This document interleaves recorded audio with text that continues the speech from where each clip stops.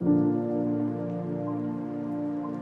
I ask the people in your life how you're doing, they would say you're fine. But if I asked you privately, would you say you're fine?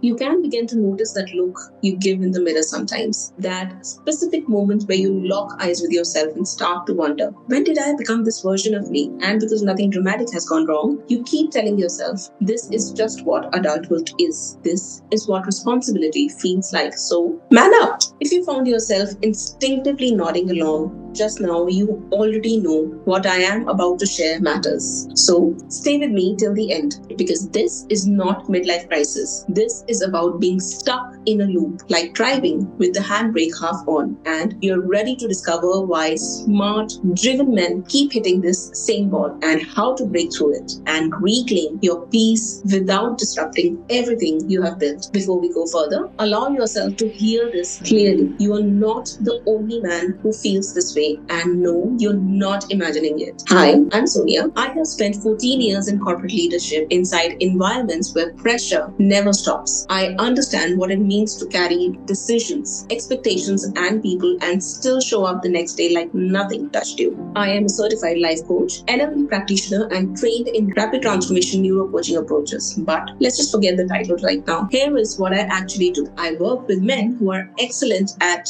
being strong. Every man I work with starts the conversation somewhere at nothing is wrong, but nothing feels right either. Take a guy like Raghav, VP level, picture perfect, Instagram worthy life and family, but constantly on edge. He told me, Sonia, there's this constant pressure. I feel like if I relax for 1 second, everything will collapse. So he did what most smart men do, constantly pushing himself at work and overachieving in everything that he picked up. But 12 weeks into the system, he learned to pause and reflect and realized something very different. He didn't lose control. He gained clarity. He separated guilt from responsibility, and that changed how he showed up for his family, for his work, and most of all, for himself. Or take Aditya, high functioning, very thoughtful, the ideal man you can rely on. But only he knew how he would overthink and second guessing everything and constantly thinking, what if he fails? Or what if he is not enough? However, once he learned to respond to and manage that inner voice, instead of arguing with it or justifying it, he said, for the first time in years, I'm not fighting all day. I am at peace. And as you're honest with yourself right now, you probably saw yourself in their silent struggles, did you? The problem is not that you can't handle pressure. You've been handling it for decades. The problem is the age-old masculinity norms, the fear of judgment, the societal pressure, the 𝗵𝗶𝗴𝗵 conventional beliefs, which you know in your heart is a pretty outdated navigational map. And following an old map is exactly what is killing your peace and joy. Okay, so let's get specific here, because vague discomfort is easy to ignore, but clarity creates change. Usually, men come to me with 3 specific things, which by the way they call like 1, emotional isolation in a crowded room. You have friends, you have families, colleagues, people you grab drinks with and have good times together. But ask yourself, do you feel understood, seen, or heard? Probably not. You give people the executive summary of your life but keep the raw data locked away. You think, why complicate things? I'll just handle it. 2, relationship erosion. Do you know 60% of divorces are initiated by women? And the top reason? Emotional unavailability of their partners. It's not explosion that kills the connection. It's erosion, like rust on a classic car. You don't see it until the paint bubbles. It's the dinner where you talk about logistics, kids, bills, but never about you. You pull back to keep the peace, but deep down, you already know silence is not peace. Silence is distance. Number 3, the loss of your edge. Now this one hits the ego. You snap faster. You zone out in meetings. You're physically there, but mentally you're checked out. Psychologists call this the male identity crash that peaks between 42 and 48. You miss the man who had clarity, energy, and drive. Just notice which one of these 3 hits the hardest right now, because that is your check engine light flashing. That's your system telling you, start here, take action now. Please also know that these are not personality flaws. They are adaptive responses. But once protected you is now quietly costing you in connection, in health, and in self-respect. See, I know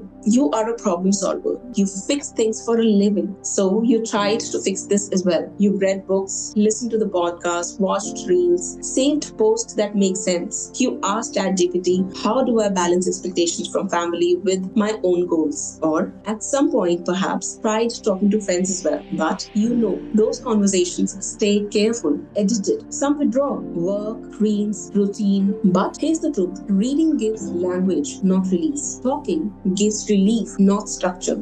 And underneath, you have these quiet beliefs running. This is just how midlife feels. Everyone is tired. Nothing is wrong enough to address. I'm too old to change. If I really open up, I'll create drama. Or it will open things I have learned to live with. As long as you believe these stories, you stay stuck. You don't need more information, my friend. You need a new way to process the emotional weight you've been carrying. And this is where the shift method comes in. It's a 12-week process backed by neuroscience, NLP, and rapid transformation coaching, specifically designed for the male brain, practical, structured, and effective. We see the real problem. We look at the data. Where do you shut down? Where do you explode? And suddenly, it's not emotional, it's mechanical. When you have awareness, you gain control. We heal what's relevant, nothing more. We use some powerful tools to release the charge from those old stories. We turn that inner critique from an enemy to an ally, and you can easily begin to relax. We install new responses using neuroscience and NLP to practice real-world scenarios. How do you set a boundary without guilt? How do you connect with your partner without hiding? This is where you began to feel the shift. We fortify resilience, so pressure does not knock you back. You build the capacity to handle what life throws at you without shutting down or exploding. You transform how you lead yourself. This isn't about becoming someone else. It is about becoming yourself again, the version who has clarity, presence, and self-respect. Now imagine this. 3 months from now, you wake up. The dread is gone. It is just quiet. I'm grounded, steady. I've got this. You come home and instead of avoiding conversation, you engage. You're present. Your partner looks at you and sees the man she married. Again, your kids jump with joy around you. You build honest connections with the people who matter in your life. And beneath all that, you feel self-respect. Not because you're perfect, but because you finally stopped abandoning yourself. I know what you must be thinking. Sonia, do I really need help? Can't I just figure this out later? That hesitation, it's not fear, it's care. Care for your stability, care for your people, care for what you built, care for the parts of you that held everything even when no one was watching. So no, I'm not going to tell you don't hesitate or just do it. Instead, I'll invite you to notice and ask yourself, is this voice protecting your happiness or is it just protecting your comfort zone? Both are real choices. Both lead somewhere. But if you're honest, you already know only one leads forward. Since you're still watching, you know it's time. So here is the next step. Click the link below, fill in the details, pick a time. This is a private, confidential conversation. We'll just look at the map. Before we end, let me say this directly. There are two kinds of men. Those who carry the weight silently, hoping it eases, and those who decide to act before the cost becomes too high. If you're still here, congratulations. You already know which one are you. So take the next step, my friend. Book the call. Let's have a real conversation. Not with the manager, not with the dad, but with you. I look forward to speaking with you.